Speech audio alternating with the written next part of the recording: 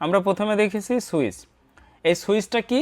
সুইচটা হচ্ছে এই যে একটা লাইট আইস, হ্যাঁ, এই লাইট আইসের একটা লাইন থাকে এই জায়গায় এবং একটা লাইন থাকে এখানে। এটা কিন্তু একটা কয়েল এল, এটা কিন্তু একটা বুস্টার কয়েল, ইন্ডাক্টর বলা হয়।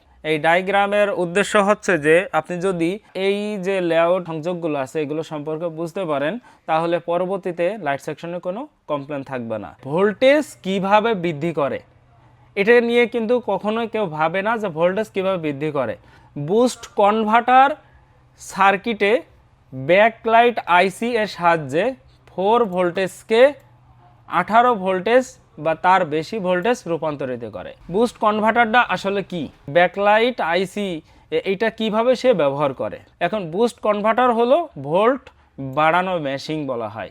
ভোল্ট বাড়ানো বলতে কি, আপনার তো 4 ভোল্টেজ থেকে 18 ভোল্ট পর্যন্ত হতে হবে বা 20 ভোল্টেজ হতে হবে। 4টা জিনিস একবারে কাজ করে, এটা মাথায় রাখবেন যে ব্যাকলাইট আইসি, ইন্ডাক্টর, ডায়োড, ক্যাপাসিটার, এই 4টা জিনিস কিন্তু একসাথে সমন্বয় কিন্তু এই 4 ভোল্টেজ থেকে 18 ভোল্টেজ বানায়। ব্যাকলাইটকে সুইচিং পিন বলা হয়। সুইচটা কে করে? সুইচটা করে মূলত এই ব্যাকলাইট আইসি। এটা হচ্ছে যে একটা লাইট আইসি। এখন এই লাইট আইসিকে কিন্তু সুইচিং আইসি বলা হয়, আমি মার্ক করে দিচ্ছি, হ্যাঁ। এটা কিন্তু একটা সুইচিং আইসি। এ যদি সুইচ না করে তাহলে কিন্তু এখান থেকে আপনার এই যে অ্যানোডের যে ভোল্টেজ, যেটা 18 ভোল্ট যেটা বলা হয়, এই ভোল্টেজ কিন্তু সে বানাবে না। অবশ্যই এখানে লাইট আইসির সুইচিং পদ্ধতি দরকার। এখন সুইচিং পদ্ধতিটা কিভাবে কাজ করে? ব্যাকলাইট আইসি এটা হচ্ছে সুইচিংয়ের কাজ করার জন্য ব্যবহার করা হয়, সাথে থাকে ইন্ডাক্টর কয়েল। ইন্ডাক্টর কয়েল বলতে বুস্টার কয়েল বলা হয়। এই কয়েলের মান কত? 10 ইউএইচ অর্থাৎ 10 মাইক্রো হ্যান্ডি একটা কয়েল এখানে ব্যবহার করা হয়েছে। ইন্ডাক্টর কয়েলটা কখন সুইচিং করে এবং কখন সে ভোল্টেজ বানায় একটু দেখব। আমরা প্রথমে দেখেছি সুইচ। এই সুইচটা কি? এই লাইট আইসের একটা লাইন থাকে এই জায়গায় এবং একটা লাইন থাকে এখানে। এটা কিন্তু একটা কয়েল, এটা কিন্তু একটা বুস্টার কয়েল, ইন্ডাক্টর বলা হয়। এই গেটটা যখন অন থাকে, একটা তীর দিয়ে আঁকাই দিই, এই গেটটা যখন অন থাকে এখান থেকে একটা সুইচ মতন একটা বেড়া আছে, হ্যাঁ, এখান থেকে এখানে যায়। এটা যখন অন থাকবে, অন, এই যে PWM যে লাইনটা আছে, এটা হচ্ছে যে এই লাইনে যখন 1.8 ভোল্টেজ এখানে শো করানো হবে তখন এ কী করবে, এখানে অলরেডি সে কী করবে, এখান থেকে সুইচিং করে এখানে ভোল্টেজ দেওয়া শুরু করবে। আর যখন ভোল্টেজটা সে দেওয়া শুরু করবে সুইচটা কী হবে, এই জায়গায় লক হয়ে যাবে, লক। এই কয়েল ইন্ডাক্টর যেটা বলা হয়, এই কয়েলের ভিতরে ভোল্টেজ জমা থাকবে, জমা হয়ে লোড হতে থাকবে এবং যখন জমা হয়ে যাবে, যখন এখানে এনাবল সিগন্যাল আসবে, যখন ডিসপ্লেকে বলা হবে যে ডিসপ্লে বলবে লাইট জ্বালাও, তখন কী হবে, এই জায়গার যে সুইচ আছে এই সুইচটা কেটে যাবে। লাইট আইসি যেটা, এটা হচ্ছে যে এই সেকশন থেকে টোটাল বন্ধ করে দেবে। আর যখনই বন্ধ করে দেবে তখন এই কয়েলের কাজ হবে কি, এর যে ভোল্টেজ যখন এদিক থেকে সে পাবে না তখন কি করবে, এর ভিতরে যে ভোল্টেজটা আছে সে খুব হাই ভোল্টেজ তৈরি করে দ্রুত এই ডায়োডকে পাস করে দেবে। যখন ডায়োডকে পাস করে দেবে তখন এখানে ভোল্টেজ তৈরি হবে 18 ভোল্ট, মানে 18 ভোল্ট, কিন্তু এখানে কিন্তু ভোল্টেজ ছিল 4।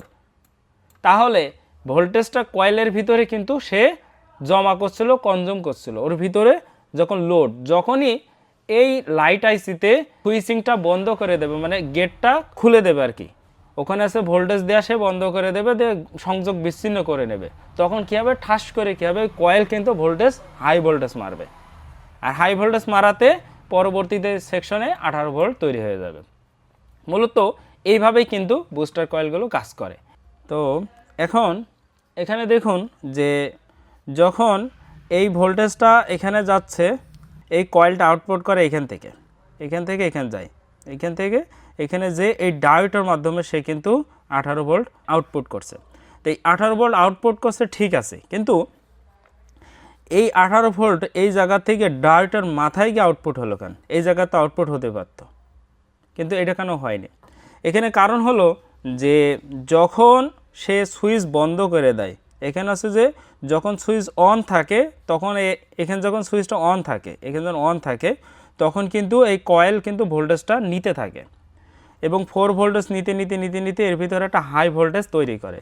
করার পরে যখন এখানে যখন সুইচটা অফ করে দেবে, মানে এখানে যখন 1.8 ভোল্টেজ এনেবল হবে, তখন এখানে কিন্তু সুইচ আছে, যেটা আমি আপনাদের ডায়াগ্রামে যেটা দেখালাম, যে এই সুইচ যেটা, এই সুইচটা তখন সে ডিসকানেক্ট করে দেবে।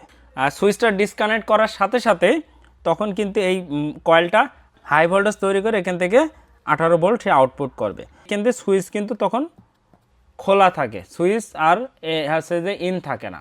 আমরা যদি এখান থেকে দেখি, এটা হচ্ছে ইন, এটা যে লাইন সংযুক্ত। যখন আইসি কমান্ড করে তখন এই মুখটা ডিসকানেক্ট হয়ে যায়। যখন এই ডিসকানেক্ট হয় তখন কিন্তু এই ভোল্টেজটা এখান থেকে 18 ভোল্ট সোজা ডায়োডের মাধ্যমে আউটপুট হয়।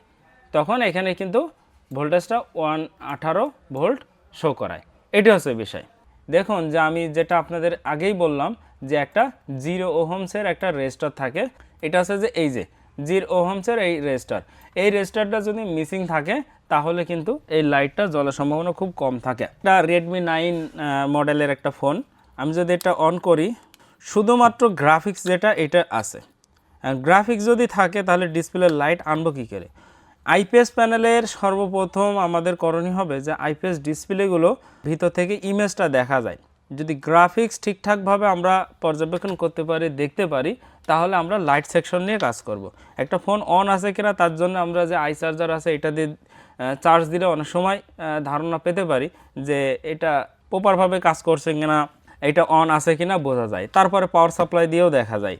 এই যে দেখুন এটার ভিতরে কিন্তু গ্রাফিক্স দেখা যাচ্ছে। হ্যাঁ, লাইট সেকশনটা কিন্তু এখানে কিন্তু ভিব্যাট লাইন দেখাইছে। ভিব্যাট আসলে কিন্তু চার্জিং আইসি থেকে কিন্তু ভিব্যাট লাইনটা আসে না, ভিসিস লাইন আসে।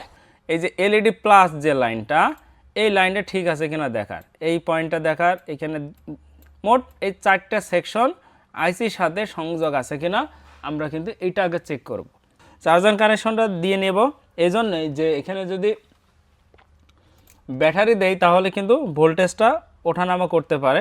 আর চার্জিং সেকশনের বিষয়টা এরকম যে চার্জার কানেকশন যখন দেওয়া হবে তখন ফোনটাকে সে অন করার চেষ্টা করবে, যেভাবে হোক সে অন করতে হবে। আর অন করার জন্য সে বিভিন্ন সেকশনে ভোল্টেজ দিবে, আর যখন ভোল্টেজ দিবে তখন কিন্তু আমরা পরিমাপ করতে পারবো। তাই এই দেখুন রেবন কানেক্টারে এটা কিন্তু ভোল্টেজ কত দেখা যাচ্ছে, দেখুন 1.7 ভোল্টেজ কিন্তু অনেক কম, কিন্তু 1.7 ভোল্টেজ দেখা যাচ্ছে। এটা কিন্তু আমরা ভোল্টেজ মোডে মাপছি। হ্যাঁ, এবার কি করব, এটা চার্জিং সেকশনটা খুলে নেব।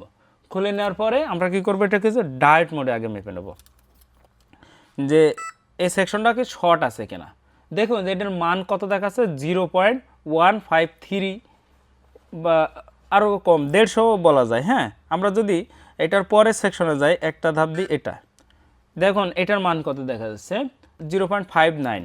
এখানে দেখুন যে একটা বিষয় খেয়াল করুন যে জিআর ভ্যালু যদি স্বাভাবিকের তুলনায় কম হয়ে যায় তাহলে কিন্তু হবে না।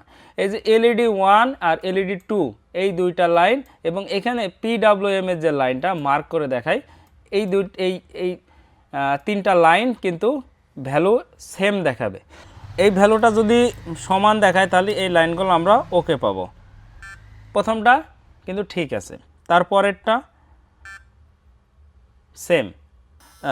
যেহেতু আপনাদের প্রথমত ডায়াগ্রাম দেখিয়েছি, এই জন্য যে এটা কাজ করার সময় যেন আপনারা কিছু ধারণা সহজে নিতে পারেন। আমরা এখানে কোনো হিট ব্যবহার করব না, আমরা ডাইরেক্ট 3টা আলাদা করে কেটে নেব, কেননা এইসব ফোন হচ্ছে পেস্টিং আইসির ফোন। অনেক সময় হিটের কারণে অনেক পার্টস ড্যামেজ হতে পারে, সিপুর নিচের বলে কোনো প্রবলেম থাকলে সেটা ড্যামেজ হয়ে যেতে পারে, যার জন্য এত রিস্ক আমরা নিচ্ছি না।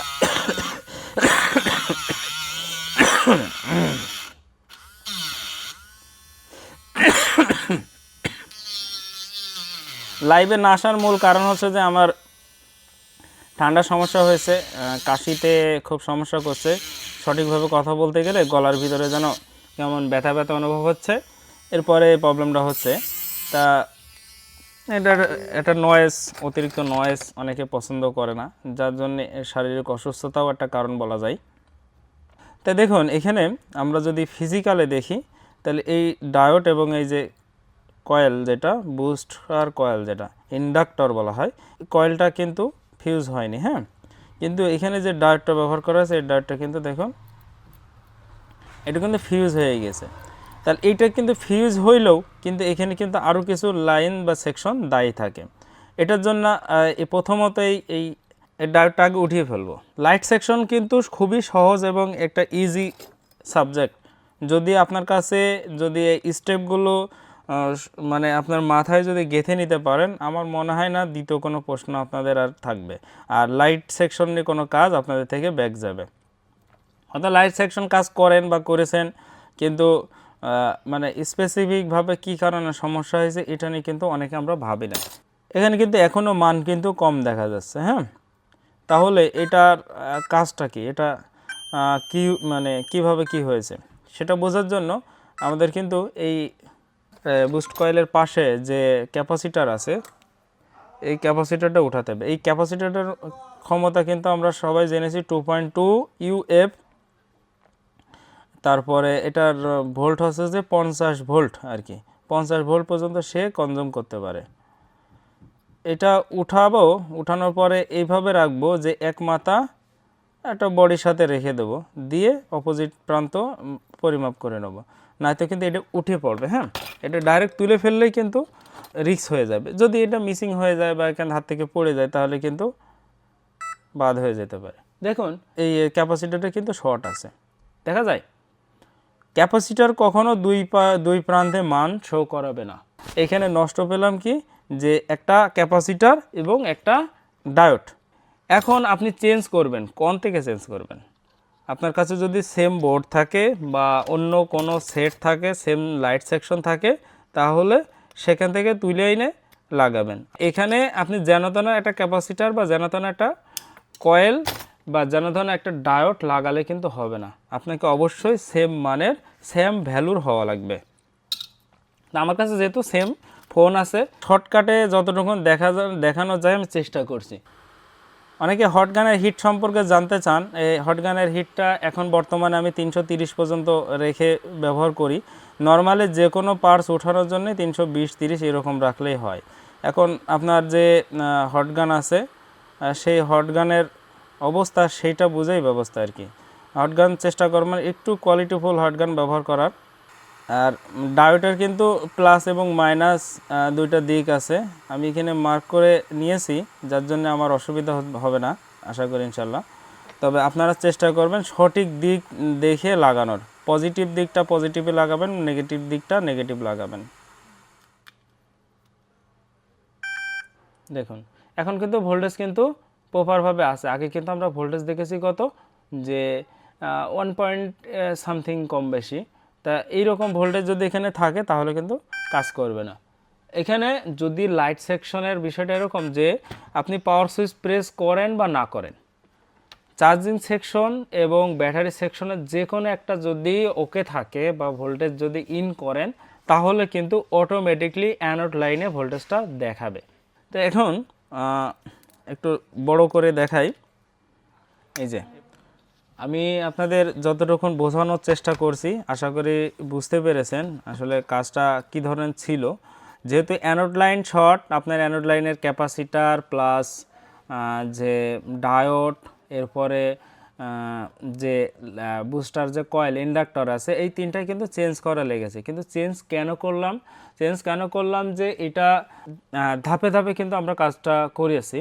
আমরা প্রতিনিয়ত চেষ্টা করি ভালো কিছু উপস্থাপন করার। আমাদের ভিডিওটি যদি ভালো লেগে থাকলে লাইক, কমেন্ট ও শেয়ার করতে ভুলবেন না।